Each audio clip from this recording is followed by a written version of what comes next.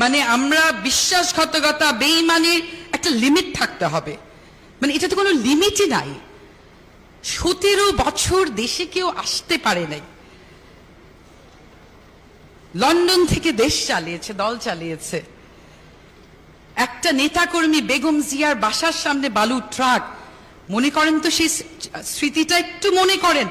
এত goldfish memory হলে তো হবে না, একটু মনে করেন আপনারা। বেগম জিয়া একটা বাংলাদেশের ফ্ল্যাগ হাতে নিয়ে, তার পাশে ফাতেমা দাঁড়ানো, উনি কথা বলছেন।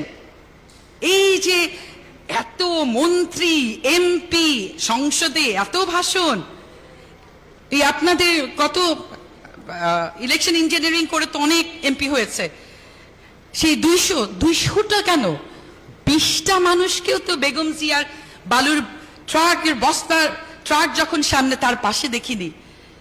সংসদে চমকদার ভাষণ, এই চমক কোথায় ছিল? জুলাইয়ের ছেলেরা প্রাণ না দিলে এখনো লন্ডন থেকে ইহিনাইজল হতো। এত বেঈমান, এত বিশ্বাসঘাতকতা খুবই আহত করে। তারপরেও আশা আবার জাগে যখন দেখি এই যে আমার ভাই রাশেদ প্রধান চমৎকার ভাবে সত্যি কথা বলে যাচ্ছে। আমাকে অনেকে বলে যে তোমার ভাই এরকম করে সত্যি কথা বলে, মানে স্কেরি, ভয়ের বিষয় তো আছে।